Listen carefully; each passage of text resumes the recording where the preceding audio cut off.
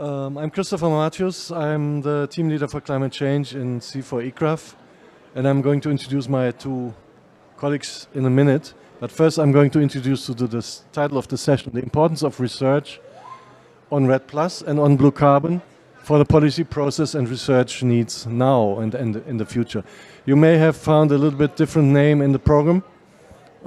That's because we adapted this, and you may have also one different speaker on the program. Our good colleague Farm Tutui, she's in Australia right now, and so it's 11:30 in the night, and that was a little bit too late for her.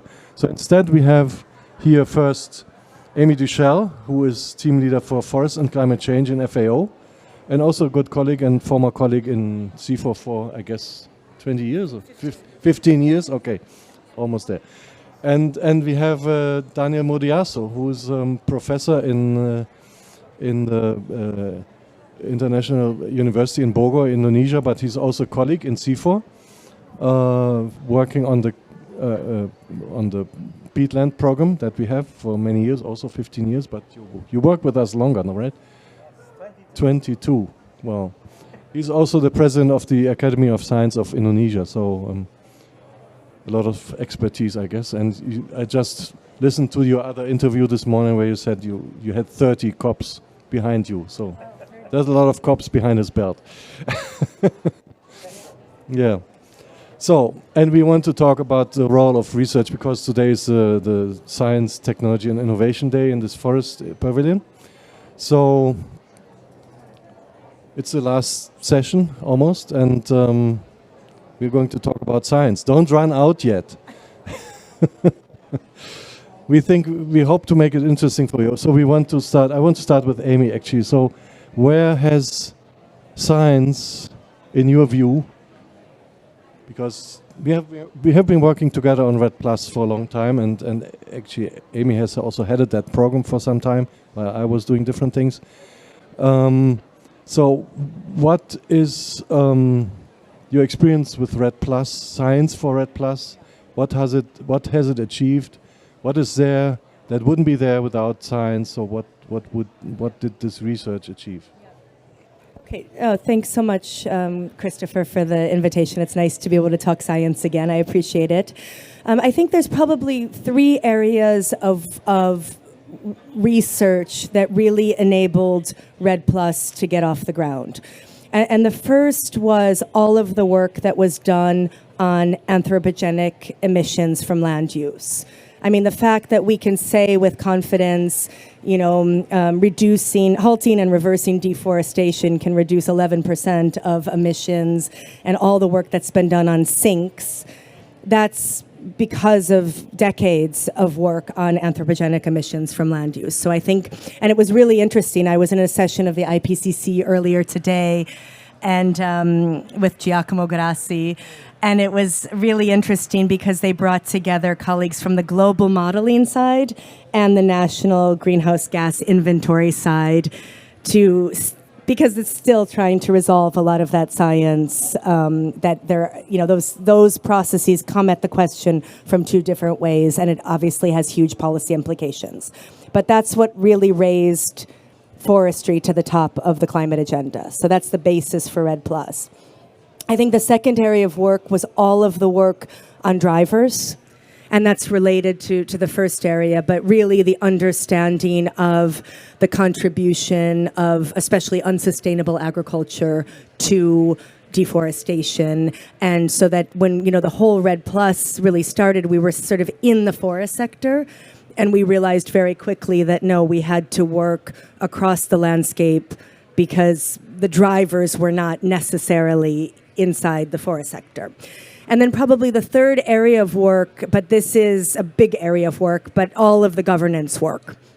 And I would say not only in terms of understanding the political economy of deforestation, but also the kinds of governance mechanisms that could enable reductions in deforestation, including management by indigenous peoples and local communities, and how that research really coincided with the no rights, no REDD call at the very beginning of REDD+, and so the key role that indigenous peoples play in protecting the world's forests. So I think those 3 lines of research had direct policy impact and were fundamental in the construction of REDD+. Can I maybe ask an additional question? I'm actually surprised you didn't mention research on benefits for households or communities, because that was your own area. So didn't you see that as so important, like going with the other 3, or?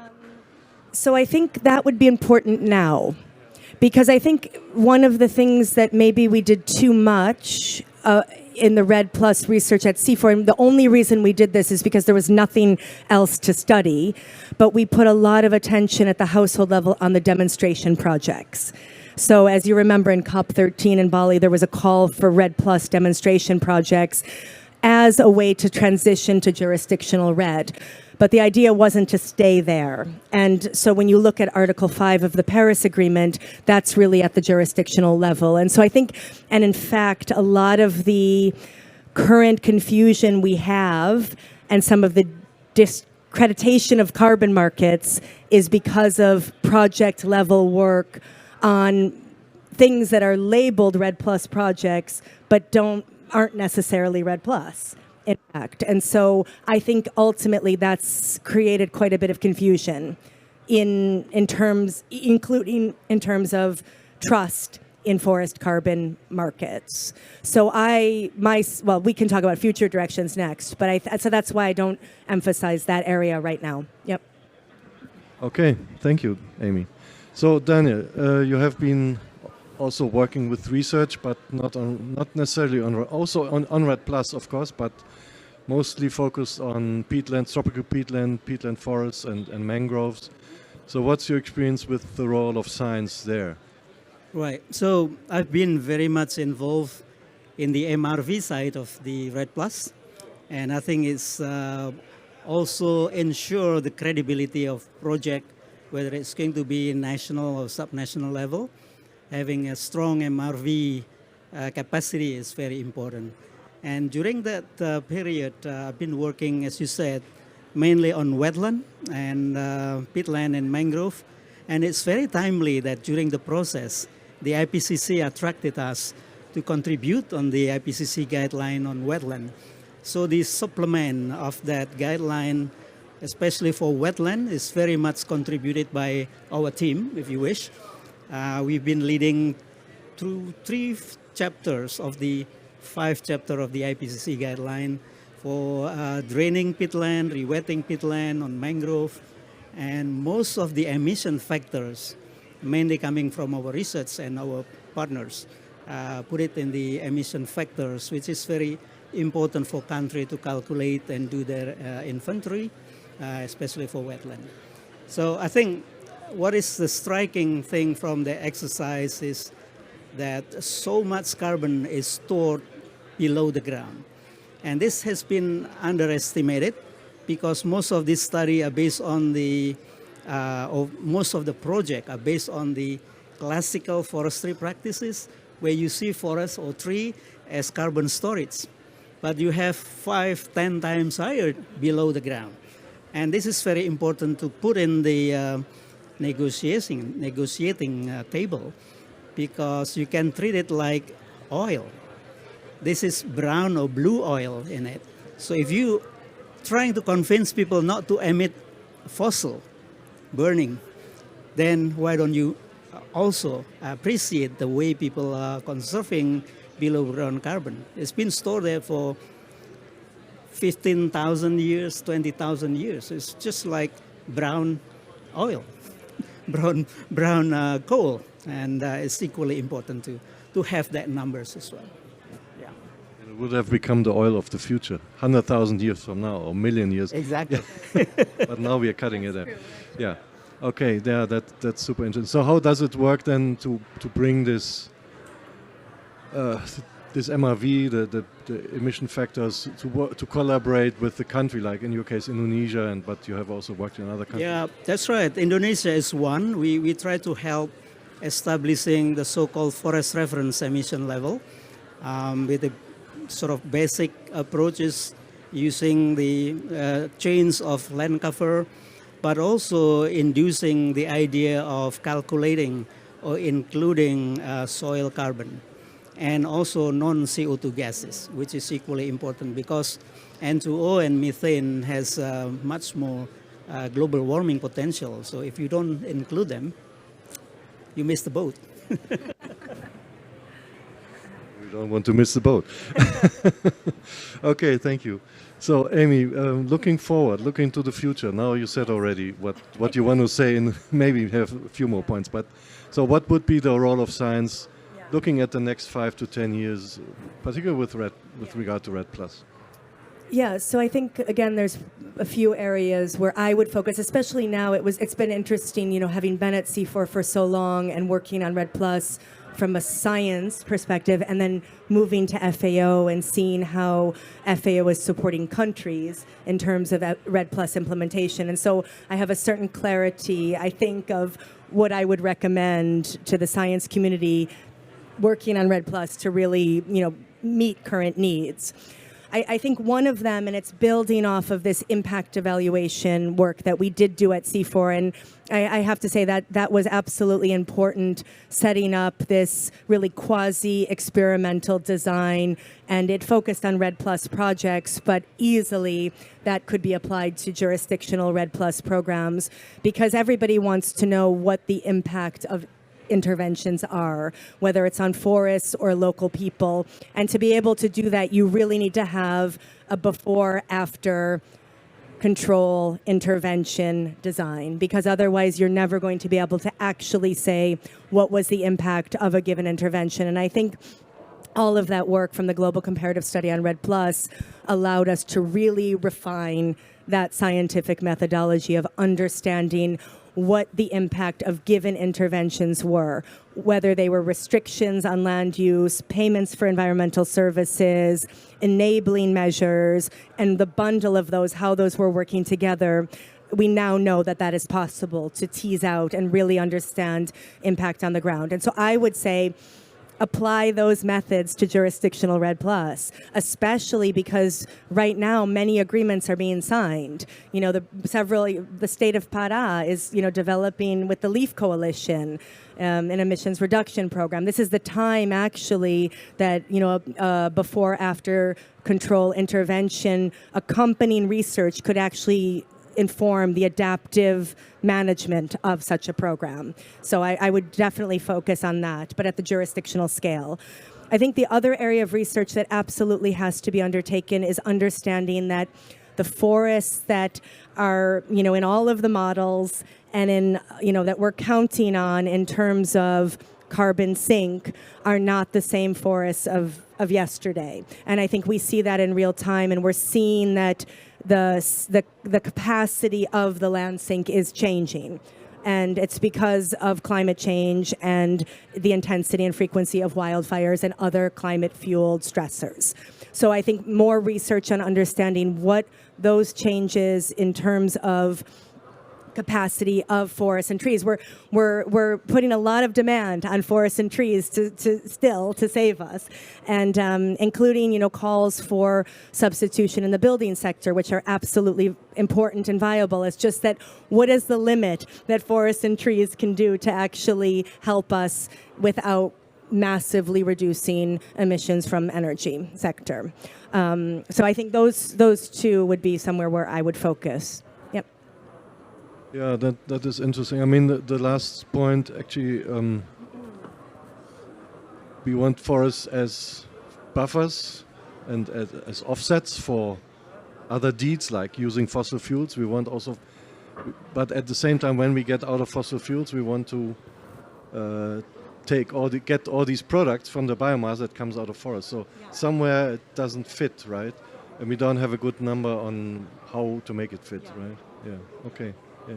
And on your first point, you said so the social effect research, but I remember also it was very complicated work. It was very costly work because it required a lot of actually interviewers going to the field. It cost a lot of time.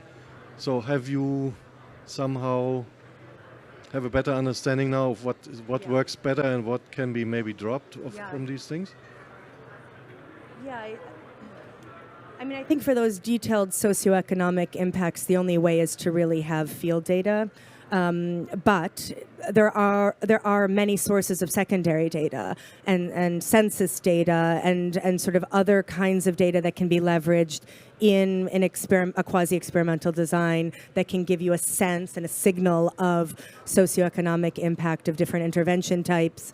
And those could be complemented by something a little bit less costly, like village focus groups and things like that, to actually triangulate different data sources. Indeed, I mean, we did interviews with, I think, 4,000 households or something like that in 6 countries.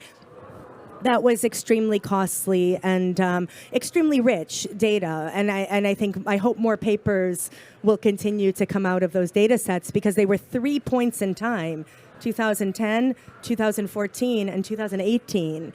And, so having that kind of rich longitudinal information about rural households that are forest dependent and what different interventions mean for them, I don't think there's another data set in the world that exists like that. So please, if anyone's listening online and you're an econometrician, use those data, because they're quite a gold mine. Yeah. Yeah, that is true. Yeah. Good propaganda break. Okay, thanks, Amy. Okay, Daniel, what's your take on the future role for research to get things going in the next 5 to 10 years? Okay, well, we're just in the middle of a process of influencing or helping national government to include this work in the NDC processes. So working together with FAO, we identify a number of countries who are very keen to include blue carbon in the NDC. And that's very timely, because it's going to be in the next global stocktake, and see how blue carbon countries will respond on that. Not only from the market point of view, but also from the perspective of how local community will be part of it.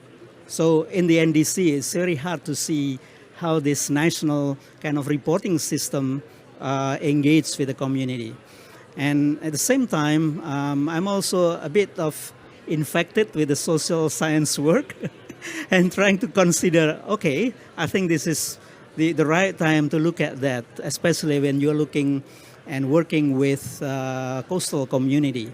And you're talking about benefit sharing and those kind of stuff. They are really the one who should, to be involved in this, should be involved in this exercise. And certainly, issues like nutrition, intake, and diet, and those kind of stuff are very, very relevant for the less fortunate group of community in the coastal zone. And when we look at that, when people are trying to invest, quote unquote, on something related to carbon benefits or carbon credit, we invited them also to look at the potential engagement with the local community on that, what they can benefit from it. Yeah. So linking these projects to NDC so they can actually be reported, getting social data from those places. Right. Nutrition, poverty. We involve 15 countries NDC in the NDC to look at how they are, putting this component in their NDC, in addition to carbon, of course. I recently heard there are only 11 blue carbon projects in the world. Is that your understanding? Yeah. So there's a lot to be done, I think. Exactly. Yeah. In Indonesia alone, there are 30 something on the table, but it's not been flying yet. So we identify a number of issues related to methodology, standard, and those kind of stuff. So there are some governance and regulatory framework as well left behind. Do we understand the biophysics? I mean, we understand a lot now of how much biomass is in peatlands and so on, but do we understand the same quality of understanding the blue or not yet? Right. Biophysics is very straightforward. You can repeat what you know here and do the same thing with the same tool, but not governance and regulatory framework. You have to be very mindful about the system, how things work between national and local government. They are all different. Yeah. Thank you. Okay, to conclude, a little bit fun question. What was it that most excited you doing this work? What was really fun? Yeah, of course. Okay. Or 3 or 5. Or talk for 2 hours. I mean, one of them actually relates to this space, that it was very strategic of C4, you know, when Red Plus was gaining a lot of attention to convene the Forest Day at the COPs. And at the same time, the global comparative study on Red Plus was initiated. So we as scientists were at the forefront of a policy process that was just surging. And that was extremely exciting. And it was also just, I think, for the scientists involved, for us to really understand how some of the policy world worked and to try to figure out how best to bring in the information. And I think the information was really used in the process. I know it was, because people tell me until today that C4 was the reference for a lot of the Red Plus work, both at the national, subnational, MRV type issues. So that was really nice. And then for me personally, in the last phase, we had PhD students that were basically collecting all of this field data as part of their own PhD theses. And they were from Brazil, Mexico, Colombia, Peru, Indonesia. And so it was really nice because we brought them into this global research project, and they were then able to, they did the fieldwork as part of their own PhD, but then of course it helped us, and we had this wonderful network of them, and I see them all the time. There are 2 of them here at this conference. I saw a few others at the FLAIR conference in Rome. And so there's still this really nice network of young students, the next generation of scientists who are working on policy relevant issues. Yeah. I like to pick up that last point about the young generation. It's like you so many years ago, right? Looks like me. And I think we should keep saying that, you know, this is inherited to young generation. They've been talking about is 30 COPs and things like that. And think about these young people. How can they pick up the message now for to be projected for their future? I think this is very crucial thing. Be it science, numbers. We keep talking about the politics of numbers in our group, and suddenly they should know what's going on. And it's part of the capacity building or conveying the, what is it that, when you're running, you give what the baton to them. Yeah. Look, we know this already, but many things still not known yet. Yeah. And that's their task. And suddenly they should not start from scratch. Yeah. So very important. Yes. Okay. What else did excite you with the research, being a researcher? Right. So being there for so many years and looking at these numbers, I think we cannot improve the number substantially, significantly, if we put more resources in it. So what we need to do, I think, is to spread the message about the methodology, the way we do it, and let them do it themselves. And the tool that we've been given should be used or can be improved in the future. And certainly that should not be more costly than, you know, social science work. It should be cheaper and cheaper. Anything that comes to mind to close this up? Anything else? The last sentence. Well, I found out the other night that it was actually Puck Daniel who is the reason for the Forest Day, the original Forest Day. I didn't know that, so he is a legend in many ways. Right. Yes. Make my tears fall. Yes. Okay, here it comes all together. So if you see me trembling not because I'm so excited about this event, but because it's really freezing cold here. We're talking about tropical forests, but there's cold wind coming. So. But I thought it was a great session. Yeah. Thanks a lot. Yeah, really cool to have this and a session among friends. Yes, so thank you so much. Thank you for your attention. Thank you.